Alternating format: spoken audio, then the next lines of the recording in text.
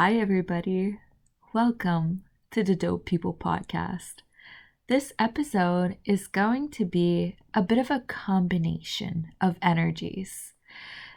It's going to be interesting, I think, to compare how my expression is different depending on the state I'm in, which is probably dependent on how my nervous system feels at the moment.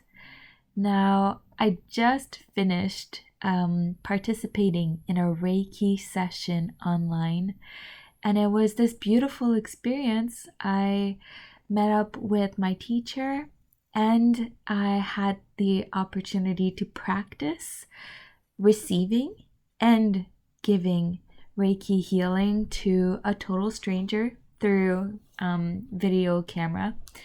And it was really amazing. And she actually gave me some confirmation about what she was feeling. So that was the first time for me that I was offering intentionally what we call Reiki healing.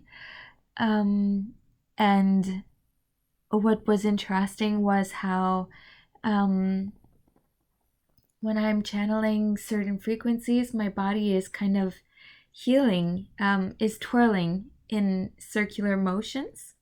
And I was beaming to the other person, and she said when she came out of meditation that her body was spinning in circles.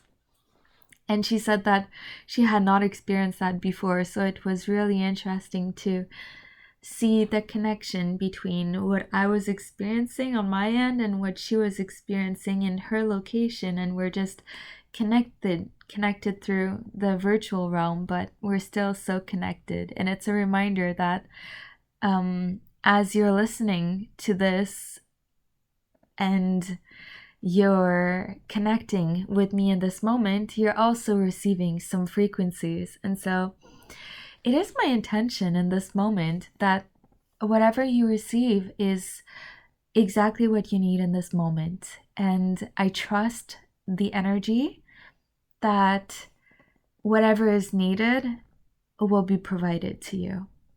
So first, thank you for coming to meet me, to connect. Connection is the biggest gift I feel like I can receive, whether it's a connection with another being or a connection through the mind, which expands my understanding of the human experience and everything it encompasses. You might hear the dogs, they're upstairs, and they are part of my reality. So today was a big theme around the theme of unconditional love. And I feel like I'm kind of repping that with my favorite comfortable shirt, which is of the color green. And green is the color of the heart chakra also. So when we're kind of radiating that kind of energy, to me, it appears in my mind's eye as this green ray of light. At least it's what I started seeing when I was in the depth of darkness. Like, it was at a time where I was so sad and confused and pretty much broken to pieces. And I felt this energy run through me at that time, and it was radiating so strongly.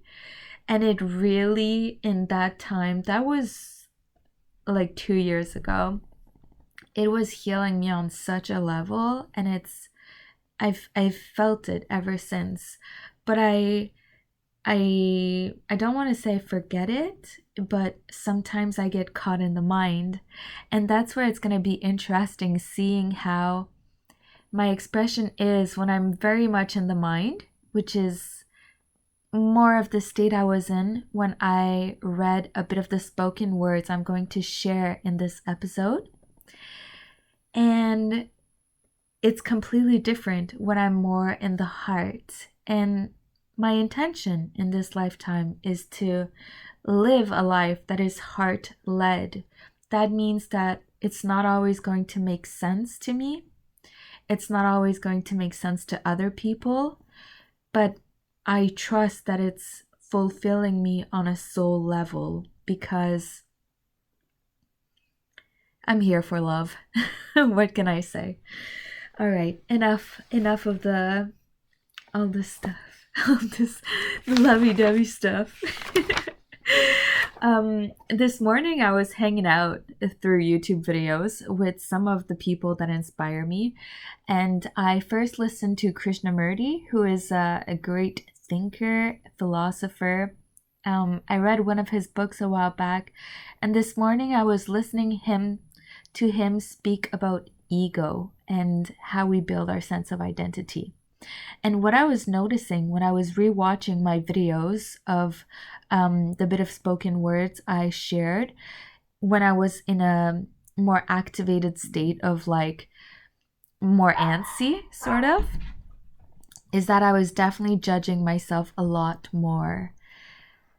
And it's definitely easy to get caught in our sense of identity, and we all have an ego. It's extremely useful to navigate this reality that we're in.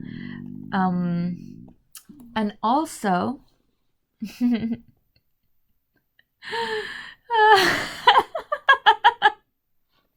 I can't help but laugh because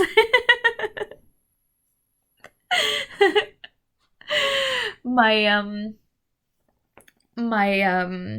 lower abdomen is making sounds. And I wonder if it was caught in the camera through the video of the laptop recording. I'm going to find out later, but if it didn't, well, you're now aware that there's definitely like internal experiences going on in this body. I wrote in my journal an affirmation. I am pure loving awareness. It is borrowed by Ram Dass, which is the other guru that I chose to spend time with this morning. I love Ram Dass, number one, because he lived in the 60s and he experienced the full LSD movement, which I think is super cool. Number two, he kind of lost his whole position as a teacher in some sort of prestigious school. I forget where he studied. Because he was exploring consciousness, and he really did not stop himself from using portals that we have here, such as psychedelic drugs, to explore. And he kind of lost his position as a teacher because of that. So I think that it's so cool that he just stuck with what he was really interested in. I mean, what's a title anyway? And I was thinking about what kind of frequency I want to be sharing with you guys. And when I say frequency, I just mean, how do you feel when you listen to me speak? And that's going to depend not just on your reception, because I'm not in charge of how you receive my expression. That's not my work. I decided that. I realized that, and I'm going to keep reminding myself of that every time mine gets in the way. I understand that all the judgment and obsessions that I might have and that I might entertain about myself are only judgments of myself, and that if I feel very sensitive to how you perceive me, it's also me judging myself. So this is all part of my work. But I was still thinking about my intention and what I want to be sharing with you guys. So I just felt like it would be useful to film a little clip that I can add with a bit of spoken words, and we can have this little mix of energies and see how differently we express when we are more heart-led as opposed to when we are led with our minds and our psychology.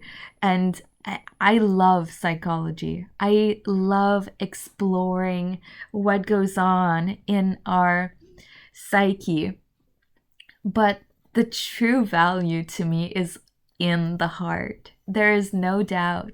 And the the truth of the experience is in this.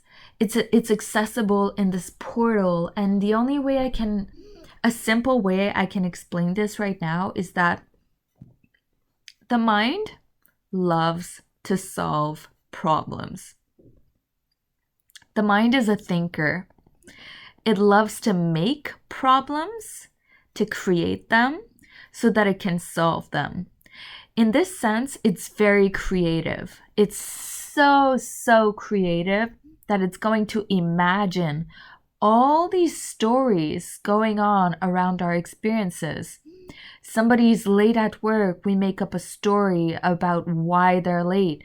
Somebody's been a little bit rude to us, and we make up a story about why. And even us feeling particular ways in situations, that's the thing I'm playing with most right now, is the connection between mind and emotion, and how when I experience an emotion, I can witness my mind making up all these stories around that emotion. For example, if I feel annoyed, my mind goes and creates a story to explain that feeling. And it's not necessary. It's not, because emotion is just energy in motion wanting to pass through our channel, which is the body.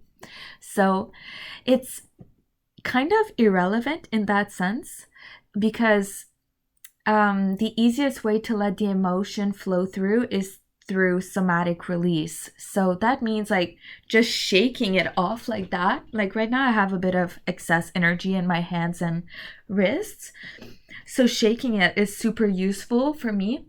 And then I can also set an intention to release it in the earth so that it doesn't like just cloud up the space in here. So in that sense, I'm grounding it.